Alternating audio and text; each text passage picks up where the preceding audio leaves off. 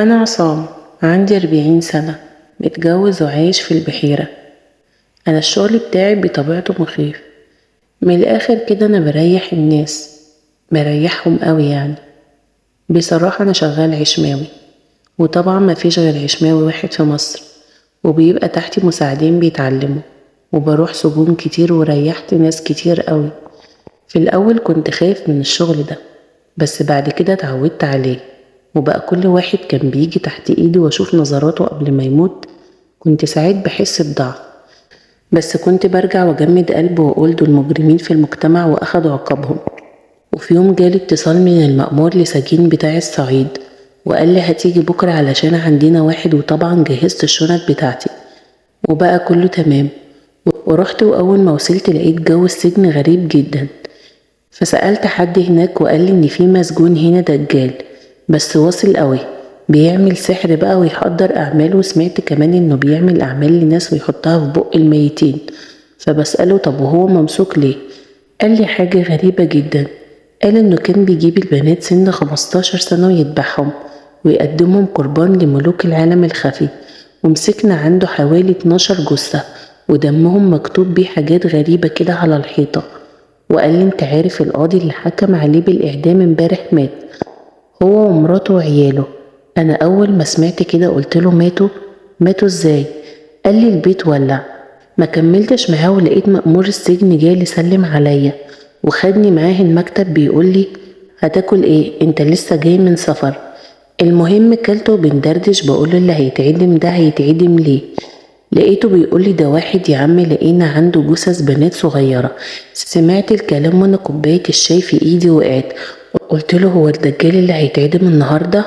ضحك جدا وقال لي انت خفت ولا ايه؟ قلت له يا باشا ده انا لسه سامع ان القاضي اللي حكم عليه مات، هو وعياله ومراته. قال لي يا عم دي حادثة ما تخافش. المهم تاني يوم بقى رايحين علشان ننفذ الحكم. رحنا على الزنزانة بتاعته، وكل ما كنا بنقرب كنا بنحس بسخونة غريبة جدا في الجو، لحد ما وصلنا هناك. اتفتح باب الزنزانة، لقيت واحد شكله استغفر الله العظيم من ده شكل، شعر طويل بطريقة بشعة جدا، دقن طويلة، وبيضحك وبيقول لنا أخيرا انتوا اتأخرتوا كده ليه؟ خدناه ومشينا، ومشي معانا عادي بكل هدوء، وبصلي كده وعينه برقت، ولقيته بيقولي انت عامل ايه يا عم عصام؟ أول ما سمعته قال اسمي اتكهربت. عرف اسمي منين؟ ده اتفاجئت جدا أول ما قال لي كده، حسيت مفاصل جسمي ثابت. المهم وصلنا غرفة الإعدام.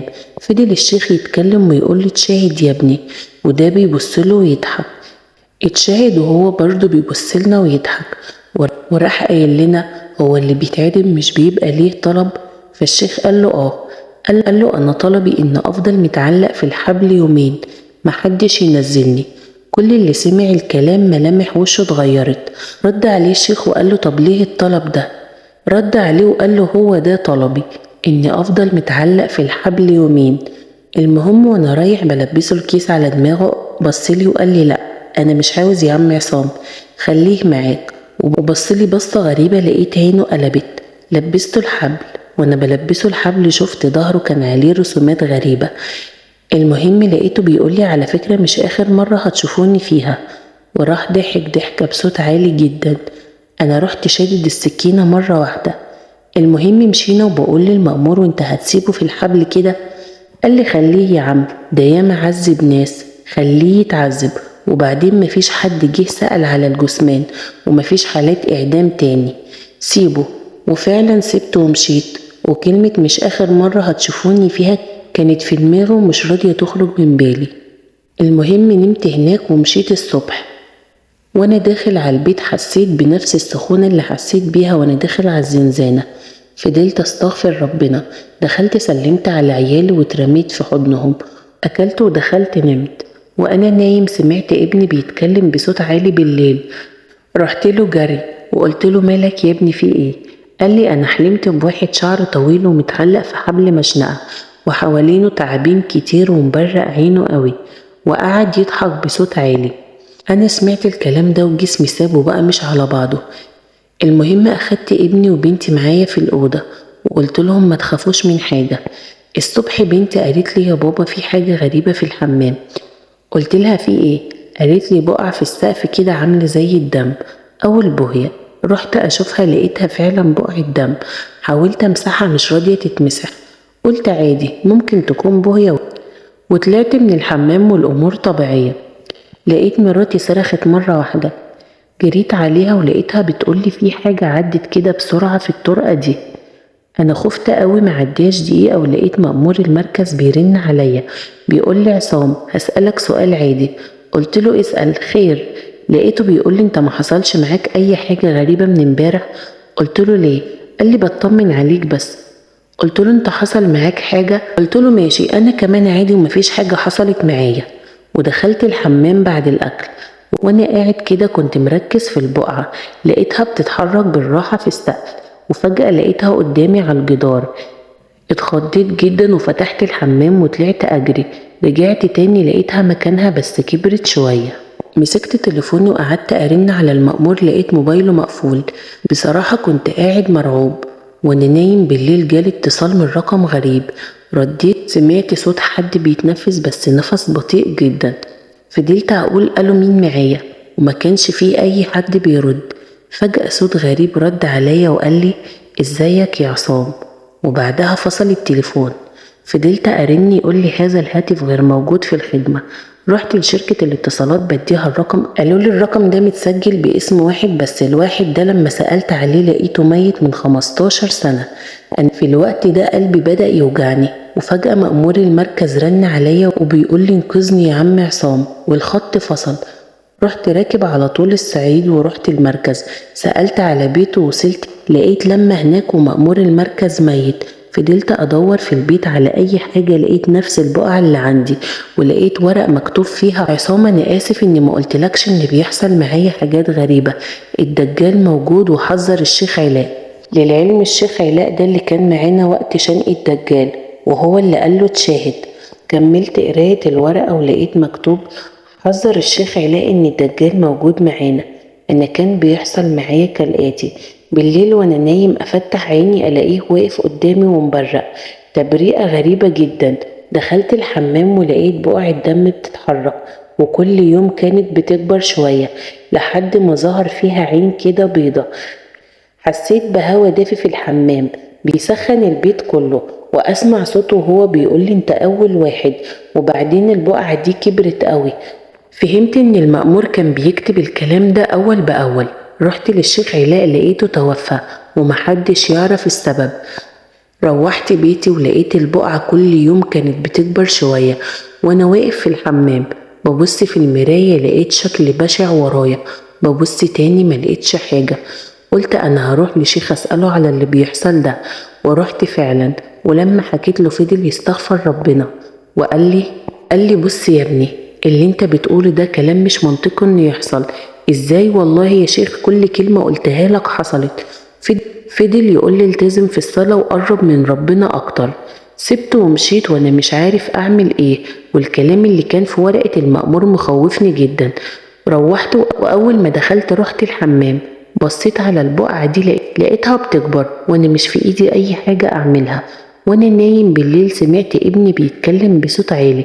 رحت جارية اخدته في حضني وقلت له مالك يا ابني في ايه؟ قال لي بابا انا حلمت بالراجل ده تاني، وقاعد يتمرجح على حبل المشنقة ويقول لي قول لابوك مفضلش كتير، وراح مبرق في وشي جامد قوي وكان هياكلني. خدت الولد في حضني ونمت انا وهو مع بعض.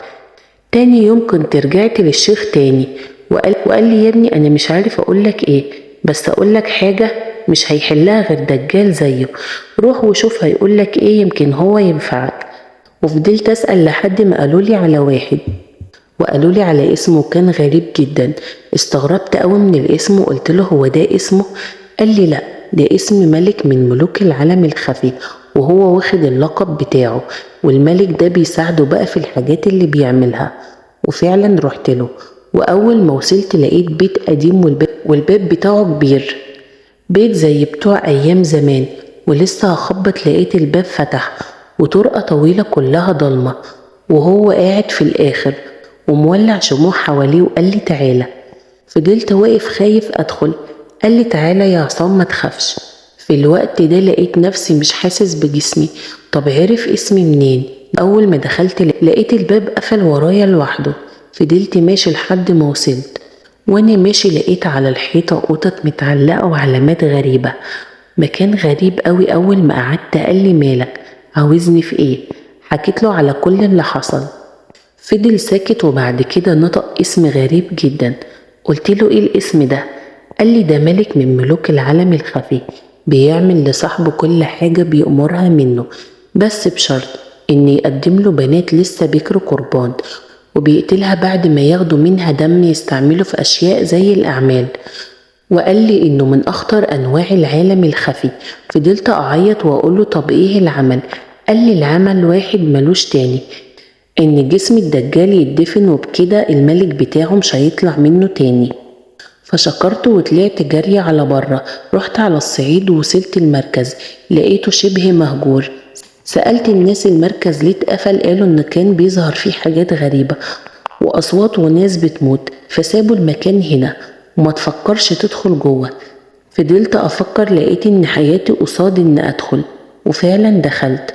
كنت سامع صوت حنفية بتنقط مية، وفضلت ماشي، وكل ما أقرب من الأوضة أحس بحرارة اللي كنت بحس بيها، لحد ما وصلت لقيته متعلق زي ما هو، ما حصلش فيه أي حاجة.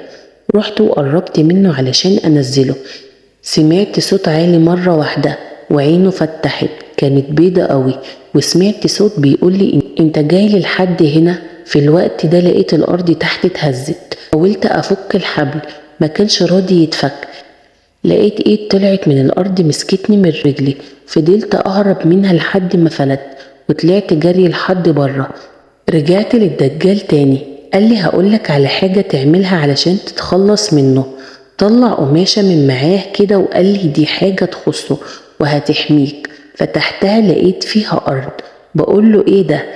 قال لي دي حاجة تخص الملك اللي من العالم السفلي، أنا محتفظ بيها لليوم ده، واللي مطلوب منك إنك تجيب كيس دم وعين واحدة بتاعت بني آدم.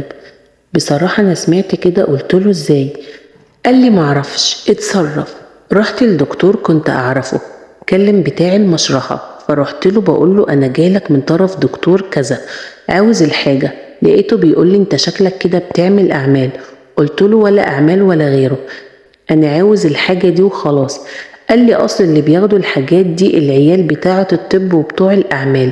يا عم ما ترغيش كتير، أنت هتجيب الحاجة ولا امشي؟ قال لي تعالى المشرحة دي. مع إني كنت شغال عشماوي بس حسيت فيها برعب. النور كان قليل جدا وجو كله تلج وريحة مش حلوة. ولقيته بيقول لي يلا نقيلك واحد. قلت له يا عم نقي انت. راح ساحب واحد ولقيته بيضحك وقال لي ده طازة ولسه جاي امبارح. وراح لابس جوانتي ومطلع عينيه، وراح حاططهم في كيس واداهم لي وقال لي يلا يا عم اي خدمة. خدتهم ورحت للدجال. قال لي هتروح في اي اوضة في السجن وتعمل دايرة بالدم اللي معاك، وتحط العينين دول في الدايرة، وتقف انت كمان في الدايرة وتمسك الأرض. طول ما انت واقف في الدايرة هتفضل في أمان. وادالي ورقة كان فيها كلام غريب جدا وقال لي افضل قوله لحد ما يظهر لك. أول ما يظهر لك شده عليك في الدايرة واغرز القرن جوه قلبه. وفعلا عملت كل اللي قال عليه، وفضلت أقول الكلام اللي كان كاتبهولي في الورقة، والحيطان فضلت تتهز وكأن صوت زلزال مالي المكان وحاجات بتطلع من الحيطان. وفجأة ظهر لي حاجة غريبة جدا. شكله كان يخلي الحجر ينطق وجاي بيقرب مني. وفضلت أكرر الكلام، وكل ما أكرر الكلام كان هو يضعف، وكان مليان شعر وعينه حمر وعنده قرون. ولقيت قرن مكسور، واكتشفت ان القرن المكسور هو اللي معايا. وفضل يقرب مني لحد ما شديته جوه الدايرة، ومسكني من رقبتي وقرب مني جامد ورفعني، وانا حاولت افلت منه وفضلت اكرر الكلام لحد ما لقيته بيضعف ويصرخ. رحت مدخل القرن ده في جسمه وفضلت اقول الكلام اللي الدجال قال لي عليه. فضل في الوقت ده يضعف جدا جدا لحد ما انهزم خالص واختفى من قدامي وكأنه اتحرق من قدامي تماما. جريت على أوضة المشنقة، رحت لقيت أوضة المشنقة ريحتها مقرفة، ولقيت الدجال جسمه متعفن. خدته في شكارة ورحت مكان مفيهوش حد خالص ودفنته. وروحت لقيت البقعة دي اختفت من الحمام بتاعي، والهوا الدافي اللي كان مالي البيت راح. بعد يومين رحت أسأل على الدجال اللي كنت عنده، قالولي ده ساب المكان، وأنا قدمت استقالة من الشغل ده وإن شاء الله تتقبل.